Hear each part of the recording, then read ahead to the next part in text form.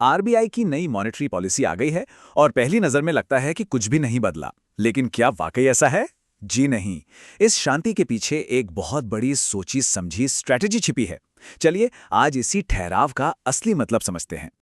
अच्छा, सबसे पहले उस बात पे आते हैं जो हम सबको सीधे सीधे असर करती है, हमारी लोन की ईएमआई। तो अच्छी खबर यह है कि वो नहीं बढ़ी है। ये एक राहत की बात हो सकती है, लेकिन असली कहानी तो इसके बाद ही शुरू होती है। हाँ, तो सवाल यही उठता है कि जब कुछ बदला ही नहीं तो इस पर इतनी बात क्यों हो रही है? क्योंकि जब आरबीआई जैसा बड़ा इंस्टीट्यूशन कुछ ना करने का फैसला करता है तो उसके पीछे अक्सर कोई बहुत बड़ा कारण होता है। इसे आप एक स्ट्रैटेजिक ठहराव कह सकते हैं। मतलब मॉनेटरी पॉलिसी कमेटी का ब्याज दरों से छेड़छाड़ न करना अपने आप में एक बहुत बड़ा और सोचा समझा फैसला है। और ये पूरी कहानी इस एक नंबर के इर्द गिर्द घूमती है, 5.25%। टाइम्स ऑफ इंडिया की रिपोर्ट के मुताबिक आरबीआई ने रेपो रेट को इसी लेवल पर बनाए रखा है और ये लगातार 8वीं बार है जब दरों में कोई बदलाव नहीं किया गया। अब ये रेपो रेट है क्या चीज? देखिए, आसान भाषा में समझिए, ये वो ब्याज दर है जिस पर बैंक आरबीआई से पैसा उधार लेते हैं। और जाहिर है, जब बैंकों को मिलने वाला कर्ज महंगा या सस्ता होता है तो वो आगे हमारे होम लोन, कार लोन और यहां तक कि हमारी सेविंग्स पर भी असर डालता है।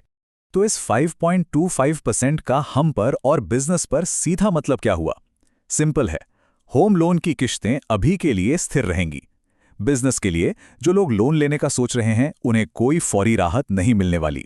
और हमारी बचत या एफडी पर भी रिटर्न वैसा ही रहेगा जैसा था। चलिए, अब सबसे जरूरी सवाल पर आते हैं। आरबीआई ने आखिर ये फैसला लिया क्यों? वो क्यों इतना सावधान है? इसके पीछे असल में 3 बड़ी वजहें हैं जिनके बीच आरबीआई एक बैलेंस बनाने की कोशिश कर रहा है।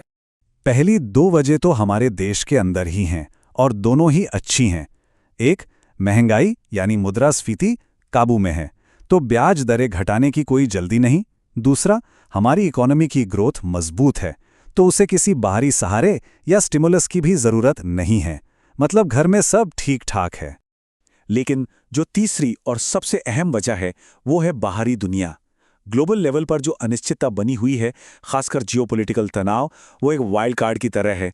वो कभी भी खेल बदल सकता है। तो एक तरह से आरबीआई का मैसेज बहुत ही साफ और सरल है, भाई सिचुएशन स्टेबल है, चलो इसे अभी डिस्टर्ब ना करें। सीधी सी बात है, जब आपको पता हो कि बाहर तूफान आ सकता है तो आप घर के अंदर शांति बनाए रखना ही पसंद करेंगे। ठीक है, तो ये तो हुई आज की बात। अब जरा आगे देखते हैं, इस पॉलिसी का बिजनेस पर और उन लोगों पर क्या असर होगा जो भविष्य में लोन लेने की सोच रहे हैं। और यहीं पर टाइम्स ऑफ इंडिया की रिपोर्ट एक और बड़ी बात बताती है। आरबीआई की नजरें इस वक्त सबसे ज्यादा ग्लोबल तेल की कीमतों पर गड़ी हुई हैं। क्यों? क्योंकि तेल की कीमतें सीधे सीधे भारत में महंगाई बढ़ा सकती हैं, और अगर ऐसा हुआ तो हमारी ईएमआई का ट्रेंड भी बदल सकता है। लेकिन एक अच्छी खबर भी है, आरबीआई ने कुछ आने वाले सुधारों के संकेत भी दिए हैं। इसमें छोटे और मझोले बिजनेस यानी एमएसएमईज के लिए लोन लेना आसान बनाने और फाइनेंशियल मार्केट्स को और मजबूत करने की बात है। मतलब बिजनेस ओनर्स के लिए फंडिंग के रास्ते आसान हो सकते हैं। तो कुल मिलाकर जो बात हमें समझनी है वो ये है कि ये पॉलिसी भले ही बोरिंग या बिना किसी खबर वाली लगे, पर असल में ये अगले बड़े एक्शन से पहले एक बहुत ही कैलकुलेटेड, एक रणनीतिक ठहराव है। आरबीआई बस सही मौके का इंतजार कर रहा है। तो भविष्य का संकेत क्या है?